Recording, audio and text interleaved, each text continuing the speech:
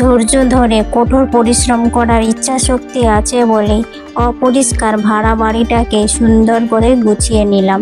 তো হ্যালো বন্ধুরা, welcome back to my channel. আমি সবিতা কুহেলি ওয়ার্ল্ড ব্লগ চ্যানেলে তোমাদের সকলকে অনেক অনেক স্বাগত আর ভালোবাসা। যে সকল বন্ধুরা প্রথম আমার পরিবারে এসেছো তাদেরকে অনেক অনেক স্বাগত আর ভালোবাসা। নতুন এবং পুরানো বন্ধুদের উদ্দেশ্যে বলছি, আরও যখন ভিডিওটা দেখতে যাবে না, পুরো ফুল ওয়াচ করবে, প্রথম থেকে শেষ পর্যন্ত পুরো ভিডিওটা দেখে ভিডিওটা একটা লাইক করে মিষ্টি কমেন্ট করে পরিবারের বন্ধু হয়ে থাকবে। আর এই যে অনেকে নতুন বন্ধুরা আসছো আমার পরিবারে, তো তাদেরকে আমি উদ্দেশ্য করে বলি যে তোমরা এসেছো আমাকে পরিবারে বন্ধু করেছো, ঠিকই আছে, তো তোমাদেরকেও পরিবারে আমি গিয়ে ভালোবাসা দিয়ে আসবো। তার জন্য আমাকে কি বলতো 24 ঘন্টা টাইম দিতে হবে। সঙ্গে সঙ্গে তুমি সাপোর্ট করে সঙ্গে সঙ্গে ব্যাক পাওয়া তো যায় না, এতে কি বলতো চ্যানেলের ক্ষতি হয়, এটা ইউটিউব সব কিছুই জেনে যায়। তো সেই জন্যই তোমরা জানো না, তাই তোমাদেরকে বলে দিচ্ছি, এটা চ্যানেলের ক্ষতি হয়, যাতে তোমারও চ্যানেলের ক্ষতি যাতে না হয়, আমারও না হয়। এবারে দেখো, যেই বন্ধুকে তুমি সাপোর্ট করেছো সেই বন্ধু যদি তোমাকে ভুলে গেছে বা যে ব্যাক দেয় না, তাহলে তুমি কি করবে, আরও তার ভিডিওতে গিয়ে কমেন্ট করো। তাহলে দেখবে একদিন যদি এরকম করে ভিডিওটাতে কমেন্ট করো না, দেখবে সে ঠিক তোমার পরিবারে গিয়ে বন্ধু করেই আসবে। সেই জন্য কি বলো তো, আমাদেরকে একটু ধৈর্য আর সময়, কঠোর পরিশ্রম করেই কিন্তু সব কাজ করা যায়। তো আমরাও এটা এসেছি, এই যে ইউটিউবে চ্যানেল খুলেছি, এটাও আমরা ভালোবেসে ধৈর্য সহকারে কাজ করে যাচ্ছি। তো সেই রকম বন্ধুদের ভালোবাসা পেতে গেলে বন্ধুদেরকে বারবার সাপোর্ট করতে হবে, বারবার বন্ধুকে রিকোয়েস্ট করতে হবে, বন্ধুর পরিবারে যেতে হবে, তার ভিডিও তার কাজকর্ম কেমন সেগুলো সবগুলোই তোমাদেরকে নোটিশ করতে হবে, তাহলেই তো সে তোমার পরিবারে এসে তোমাকে সাপোর্ট করবে। তো যাই হোক, অনেক কথা আমি বলে ফেললাম। তো আমার এই ভাড়া বাড়িটা আমি যেখানেই যাই সেটাকে আমি নিজের বাড়ি, নিজের স্বর্গ বলে মনে করি।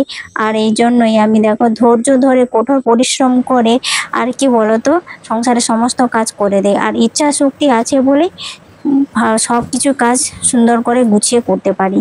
আর সংসারটা হচ্ছে যেহেতু আমার, তো সেই জন্য সংসারে প্রত্যেকটা জিনিস যেমন আমার খুব যত্নের মায়ার, তো সেই রকম আমিও সংসারে প্রত্যেকটা কাজ খুব ভালোবেসে যত্ন সহকারে করি। তো এদিকে দেখো ঘরে আমি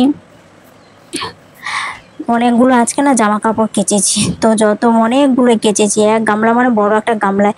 তো জামা কাপড় কাচা হয়ে গেছে। তারপরে এদিকে দেখো গাছগুলোর কাছে, ইনডোর প্ল্যান্টের এই গাছগুলোর একটুখানি মাটি পড়ে যায়, তো জল দেওয়ার সময় তো একটুখানি কাদা টাদা হয়ে গিয়েছিল, তার জন্য সুন্দর করে দেখো যত্ন সহকারে পরিষ্কার করে নিলাম।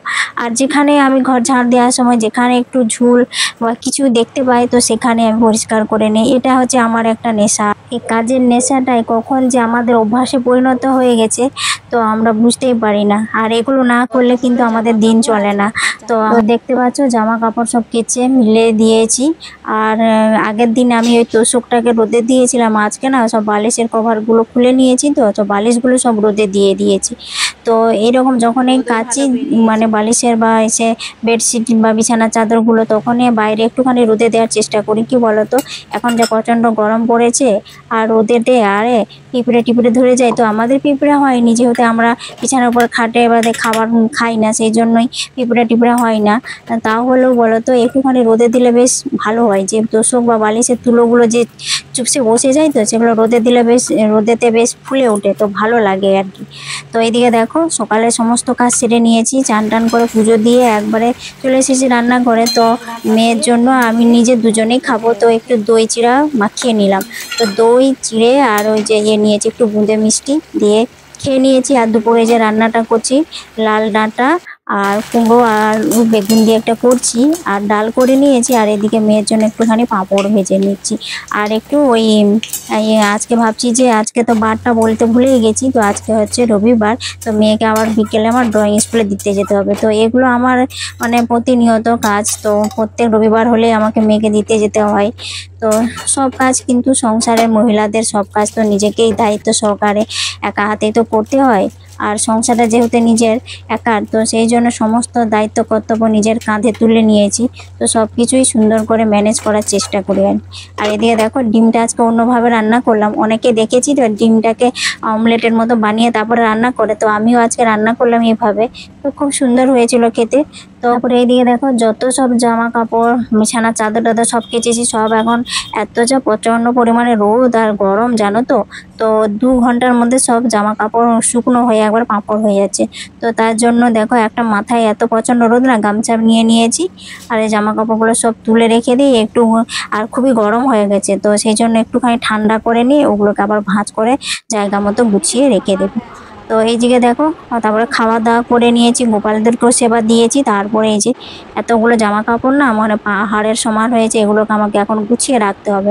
তারপরে আবার না মেয়েকে আবার ড্রয়িং স্কুলে যেতে হবে, নিয়ে যেতে হবে। তো এই হচ্ছে আমার ডেলি কাজ জানো তো।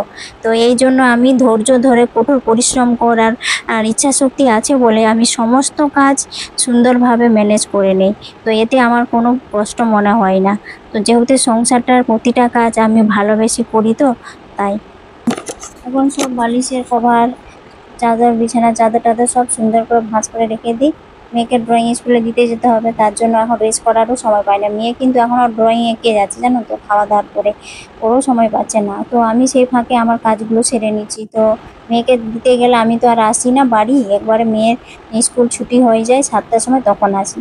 তো এদিকে দেখো আমার প্রত্যেকটা বিছানা চাদরের সাথে আমার সেট থাকে জানো তো। তো আমি ওই জন্য বিছানা চাদরের সেটটাই নিই, যাতে আলাদা করে কোনো বালিশের কভার এসব কিনতে যাতে না হয়। সেই জন্য আমার অনেকগুলোই বালিশের কভার থাকে, তখন যেটা ইচ্ছা হয় সেটা পরাই, আর যেটা সেটিং আছে সেটার সাথে পরিয়ে দেয়। তো খুব ভালো লাগে, সেট থাকলে না খুব ভালো লাগে বিছানাটা দেখতে। তো এইদিকে দেখো ওই যে একটা চাদর পেতে নিয়েছি বাটিকের।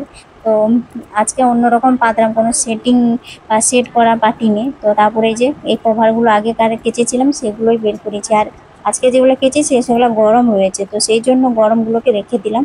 আর এগুলো এখন সুন্দর করে ভাঁজ করে বসে যে আর এখন রেখে দিয়েছি জায়গা মতো। আর এই যে বালিশের কভারগুলো পরিয়ে নিচ্ছি।